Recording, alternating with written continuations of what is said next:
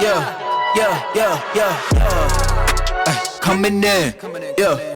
What's going on, guys? Welcome back to the Beneventi channel and welcome back to Project Barber in Clapham, where we're doing our World Cup content for this tournament. And today we're going to have a little conversation about the potential favourites for the tournament. Now, we've already entered the second round of fixtures.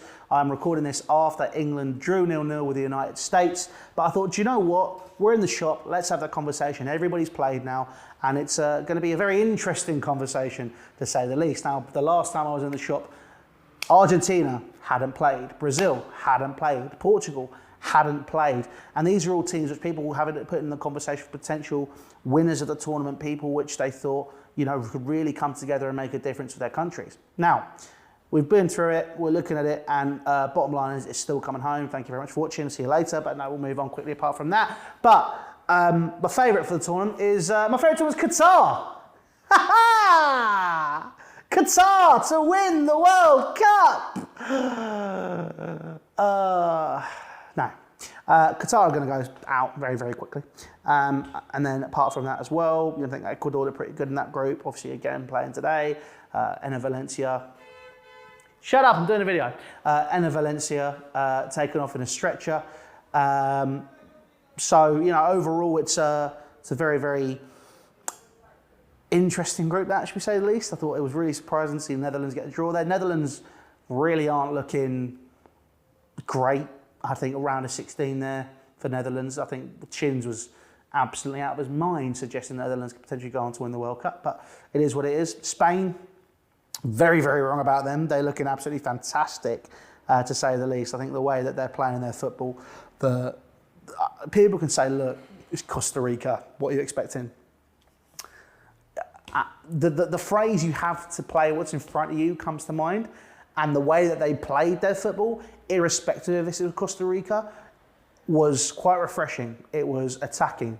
It was excellent. I think that's just the best way to describe that. And Spain looking pretty good, and not a side which I look forward to coming up against. France were given a bit of a wake-up call by Australia. Just got over the line in the end. And then when I say they just got over the line, they gave their wake-up call and they went on and battered them, absolutely destroyed them. So, you know, there's that position as well. Brazil, great goal by Richarlison. Fantastic finish.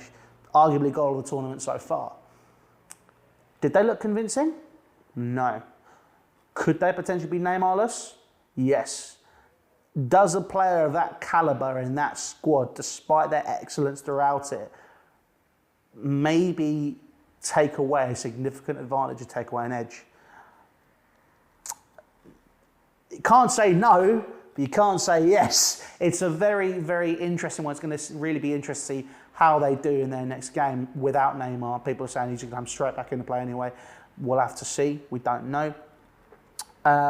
Portugal looked slow to begin with, eventually got into gear. It was a tasty match against Ghana. I think Ghana looking very, very good as well. But, you know, they came out on top in the end, and Ronaldo did his business despite all this conversation that's happening around him. Argentina, let's have a conversation after their next game. They are in a little bit of a pickle, shall we say. The way that they almost turned off against Saudi Arabia.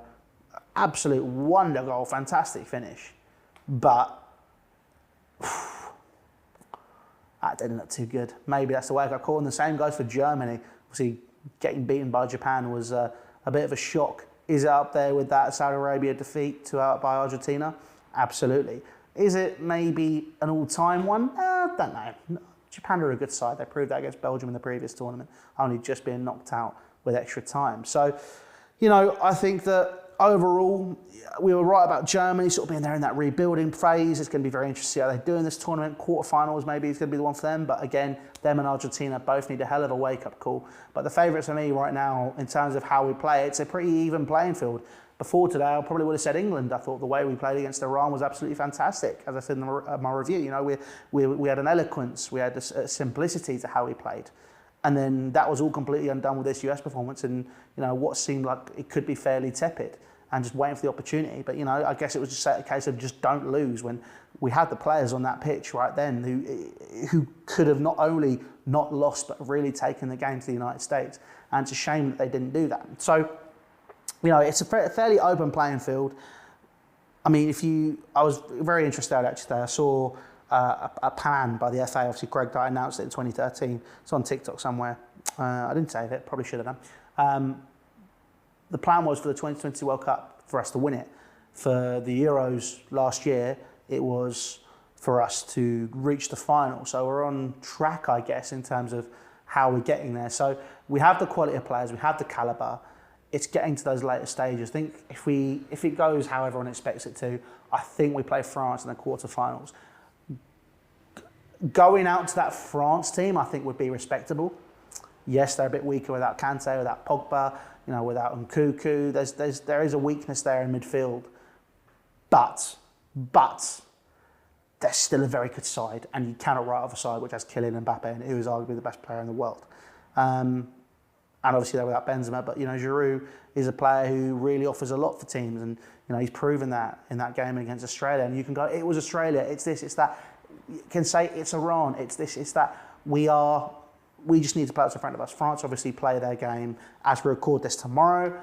This will be coming out on the day that France play, so we'll have to see what happens with that game. But yeah, it's a fairly open playing field. I still think, for me, England, Brazil, let's see how Argentina do. I'd say those three are still potential favourites for the tournament. But there are some dark horses in there. I think Portugal look quite tasty. I wasn't sure if they'd be tournament contenders just because of Ronaldo, but I think the side looks pretty good. And, you know, it's going to be a very, very interesting tournament now. Now you've had that first phase of games, everyone kind of eased in.